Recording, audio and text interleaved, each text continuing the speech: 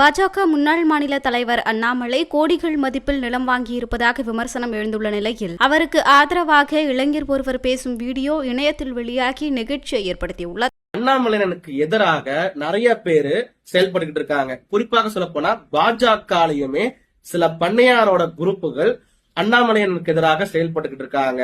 அதிமுகல வெள்ளமண்டி முதலாளியாக இருந்து கொலை வழக்கில் இருந்து வந்தவர்கள் எல்லாருமே அண்ணாமலையனுக்கு எதிராக தான் செயல்பட்டு இருக்காங்க.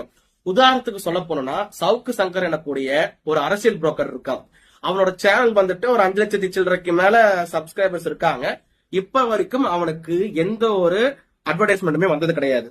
ஆனா அவனுக்கு முத இப்போ ரீசன்ட் டைம்ஸ் 2-3 நாளா அவனுக்கு வரக்கூடிய அட்வர்டைஸ்மெண்ட் பாஜகவோட அட்வர்டைஸ்மெண்ட் தான்.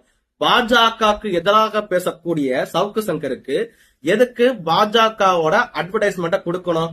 எதுக்கு பேர் தானே மணி லாண்டரிங். அண்ணாமலையண்ணன் வந்துட்டு உத்தமரு. அதே மாதிரி அண்ணாமலையண்ணன் அவர்கள் 9 வருஷமா ஐபிஎஸ் ஆக இருந்திருக்காரு. அப்போ அவர் ஒரு சம்பாத்தியம் பண்ணிருப்பாரு.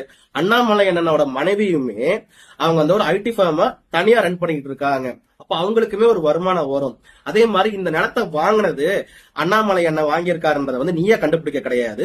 அண்ணாமலை அண்ணன் அவர்கள் இந்தியா டுடே கான்கேவ்லயே ஓப்பனா சொல்லியிருப்பாரு, ஏங்க இந்த மாதிரிங்க நான் வந்து கோயம்புத்தூர் ஒரு நிலம் வாங்கியிருக்கேன், அங்க வந்துட்டு விவசாயம் பண்ணலான் இருக்கேன் அப்படின்னு அண்ணாமலை அண்ணன் சொல்லியிருப்பாரு. வெறும் 6 ஏக்கர் வாங்கியிருக்காரா அந்த மனுஷன் பேங்க் லோன் போட்டு. எதுக்குடா அந்த மனுஷனை இப்படி போட்டு வதைக்கிறீங்கன்னு தெரியல. ஏபி நெல்சன் அவர்களுக்கு தானியும் தைரியமும் உண்மையும் அவருக்கு இருந்துச்சுன்னா நீங்க எப்ப வேணாலும் என் கூட வந்துட்டு இன்ஸ்டா லைவுக்கு வரலாம். இத பத்தி நான் டிபேட் பண்ண ரெடியா இருக்கேன். சரிங்களா? சவுக்கு சங்கருக்கு எப்படி பாஜகவோட அட்வர்டைஸ்மெண்ட் எல்லாம் போகுதுன்னு மக்களாகி நீங்களும் கண்டுபிடிங்க. அதே மாதிரி இந்த ஏபி நெல்சன் அவர்களுக்கு சொல்ல மறந்துட்டேன். நீங்க எப்படிங்க இன்மநிதிக்கும் உதயநிதிக்கெல்லாம் இன்கம் வர்றது அதை பத்தி பேச மாட்டேறீங்க.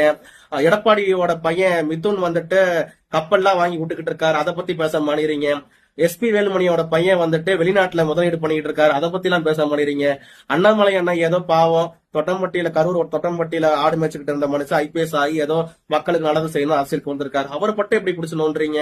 ஏன் கன்னியாகுமரியில உங்க சொந்த ஊரா இருக்கக்கூடிய கன்னியாகுமரியில வசந்த ஓனர்லாம் என்னெல்லாம் பண்றாங்கன்னு அதை பத்தி கொஞ்சம் பேசுங்க. கன்னியாகுமரியில் நடக்கக்கூடிய ஊழல் செய்திகளை உள்ளது உள்ளபடி தெரிந்து கொள்ள ரெஃப்ளெக்ட் நியூஸை சப்ஸ்கிரைப் பண்ணுங்க.